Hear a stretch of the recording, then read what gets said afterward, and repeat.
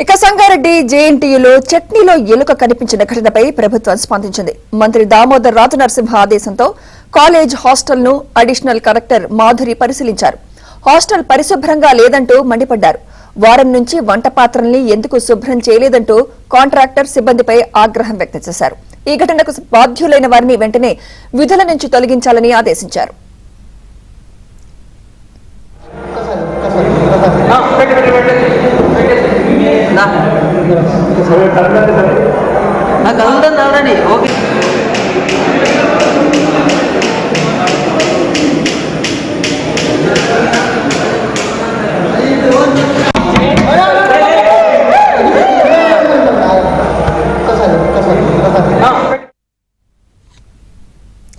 సంగారెడ్డి జేఎన్టీయూలో చట్నీలో ఎలుక కనిపించిన ఘటనపై మరింత సమాచారం మా ప్రతినిధి పరశురామ్ అందిస్తారు. పరశురామ్,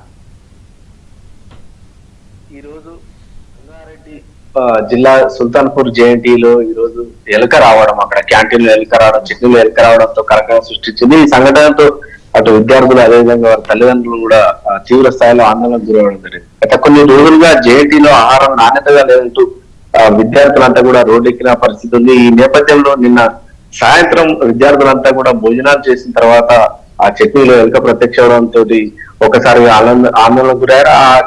ఆ చట్నీలో ఏదైతే ఎలుక సజీవంగా ఉన్నటువంటి ఆ దృశ్యాలను సోషల్ మీడియాలో పోస్ట్ చేయడంతో ఈ రోజు రాష్ట్ర వ్యాప్తంగా సంచలనంగా మారింది. ఈ నేపథ్యంలో జిల్లా మంత్రి అదేవిధంగా అందరూ నుంచి ఉన్నటువంటి దామోదర రాయనరసింహ ఈ రోజు అధికారులను ఆదేశించడం జరిగింది. దాంతో జిల్లా ఉన్నతాధికారి అడిషనల్ కలెక్టర్ అదేవిధంగా ఇతర ఫుడ్ సేఫ్టీ అధికారులంతా కూడా జేఎన్టీయూకి తరలి వచ్చి అక్కడ ఉన్నటువంటి పరిస్థితులు చూసి పూర్తిగా అవాక్ అవడం జరిగింది.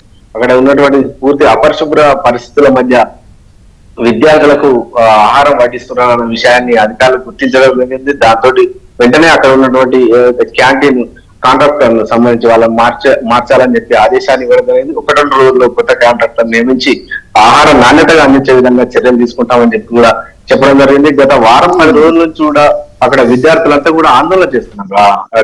ఫుడ్ సరిగా ఇవ్వడం లేదు, నాణ్యతగా ఇవ్వడం లేదు. ఎన్నిసార్లు ఫిర్యాదు చేసినప్పటికీ కూడా ఎవరు పట్టించుకునేటువంటి దాఖలాలు లేవు. అక్కడ ఉన్నటువంటి ప్రిన్సిపాల్ గానీ అదేవిధంగా యాజమాన్యం ఏం చెప్తుందంటే అది కాంట్రాక్టర్కి ఇవ్వడం జరిగింది, మాకు ఆహారంతో సంబంధం లేదు, కేవలం కాలేజీ మట్టితో మా పని అంటూ వాళ్ళు ఎన్నోసార్లు విద్యార్థులను తల్లిదండ్రులు సర్ది చెప్పడం జరిగింది. అయితే ఈ నేపథ్యంలో ఈ రోజు ఇలా ఎలుక ప్రత్యక్షం అవడంతో అక్కడ ఉన్నటువంటి పరిస్థితులన్నీ కూడా ఒక్కసారిగా వెలుగులోకి వచ్చాయి. అదేవిధంగా అధికారులంతా కూడా అక్కడికి వెళ్ళి పరిశీలించడంతో అక్కడ విద్యార్థులు ఏ విధంగా అపరిశుభ్ర పరిస్థితుల మధ్య ఆహారం భోజనం చేస్తున్నారు ఏంటనే విషయాన్ని కూడా వెలుగులోకి వచ్చింది. దీంతో వెంటనే ఆ జిల్లా అడిషనల్ కలెక్టర్ మాధురి అక్కడ ఉన్నటువంటి కాంట్రాక్టర్ ను అదేవిధంగా కళాశాల యాజమాన్యాన్ని కూడా ఆగ్రహం వ్యక్తం చేయడం జరిగింది. దాంతో వెంటనే అక్కడ కాంట్రాక్టర్ మార్చాలని చెప్పి కూడా నిర్ణయం జరిగింది. అదేవిధంగా మిగతా అన్ని సమస్యలు కూడా అధికారులు విద్యార్థుల నుంచి అడిగి తెలుసుకున్నారు.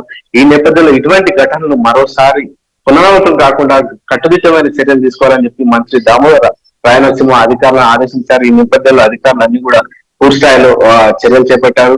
ఈ ఘటనపై అటు విద్యార్థి సంఘాలు అదేవిధంగా ప్రతిపక్ష పార్టీలన్నీ కూడా ఆందోళన చేస్తున్నటువంటి పరిస్థితి ఉంది. గత కొన్ని ఏళ్లుగా జేఎన్టీలో ఇదే పరిస్థితి ఎదుర్కొన్నప్పటికీ కూడా ఎవరు పట్టించుకోవడం లేదని చెప్పి వాళ్ళు చెప్తున్నటువంటి పరిస్థితి. అయితే ఇటు కాంట్రాక్టర్ సంబంధించి కూడా తనకు ఆ బిల్లులు సరిగా రావడం లేదు అని చెప్పి ఆ కాంట్రాక్టర్ ఆరోపిస్తున్నటువంటి పరిస్థితి. ఈ నేపథ్యంలో అసలు విద్యార్థులంతా కూడా ఎన్నిసార్లు ఎవరికి ఫిర్యాదు చేసినప్పటికీ పట్టించుకున్నటువంటి దాఖలు లేదు. దాంతో ఈ రోజు ఏవైతే ఈ చట్నీలో వెనుక రావడం జరిగింది, ఈ ఘటనతో ఒక్కసారిగా ఉలిక్కిపడ్డట్టు జరిగింది.